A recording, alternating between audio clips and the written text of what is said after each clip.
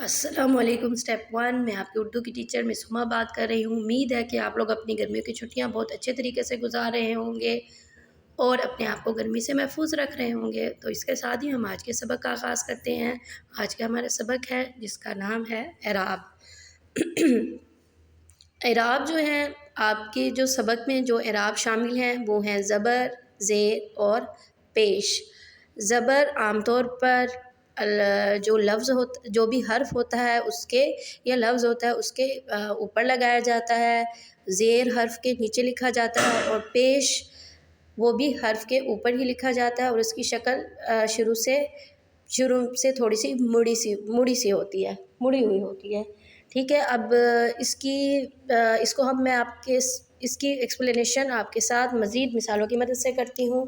یہاں ہمارے پاس مثالیں دی گئی ہیں، اس کے اوپر کچھ لکھا ہوا ہے۔ پہلے میں آپ کو اس کے بارے میں بتا دیتی ہوں۔ اعراب بدلنے سے الفاظ کے معنی بھی تبدیل ہو جاتے ہیں، جملوں کو درست الفاظ سے مکمل کیجیے۔ جی، اعراب سے نا الفاظ کے معنی بھی بدل جاتے ہیں۔ مثال کے طور پر پہلی اگزامپل ہے گلاب کا پھول ڈیش ہوا ہے۔ ایک لفظ ہے کھلا، جس لفظ کے نیچے پیش ہو اس کے ساتھ ہمیں کھی کی آواز آئے گی، کھلا، اور جس کے اوپر پیش ہو تو اس کے لیے ہمیں منہ گول کرنا ہوتا ہے۔ جیسے اس لفظ کو ہم کیا پڑھیں گے؟ اس کو ہم پڑھیں گے کھلا۔ گلاب کا پھول ڈیش ہوا ہے۔ اب کھلا اور کھلا، کھلا کا مطلب ہوتا ہے پھول کھلنے کو، جب کلی سے پھول بنتا ہے تو اس کو کھلا کہتے ہیں، جبکہ کھلا کا مطلب یہ ہوتا ہے کہ دروازہ کھلا ہے، کوئی بھی چیز جو کھلی ہو تو اس کو کہتے ہیں کھلا ہوا۔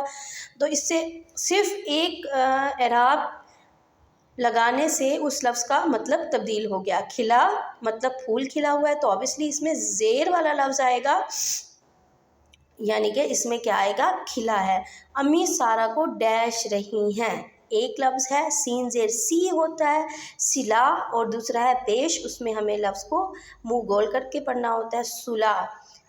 تو آپ سب کو پتہ ہے کہ سلا تو سلائی سے نکلا ہے، تو سلائی تو نہیں کر رہی نا وہ امی، تو سارا کو کیا کر رہی ہیں؟ سلا رہی ہیں، تو سارا تو سلائی جا سکتی ہے نا۔ جی، نمبر 3 ہے اکبر کا ڈیش ٹوٹ گیا۔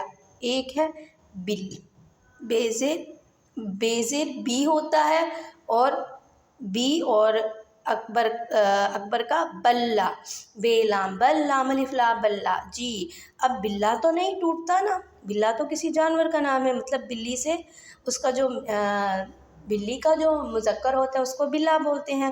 اسی طرح تو ٹوٹ کیا سکتا ہے؟ بلہ ہی ٹوٹ سکتا ہے، تو یہاں پہ کیا آئے گا؟ زبر والا لفظ آئے گا۔ چوہا اپنے ڈیش میں گھس گیا۔ ایک ہوتا ہے بل اور ایک ہوتا ہے بل۔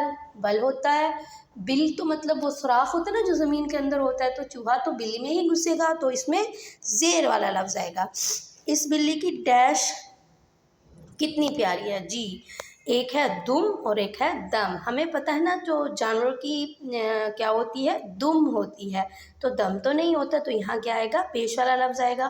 وہ ڈیش میرے گھر آ گئی کل، کہ ایک ہے پیش والا لفظ جو ہے کل اور ایک ہے کل، تو کل آ گئی مطلب وہ کام ہو گیا، تو اس میں کل آئے گا۔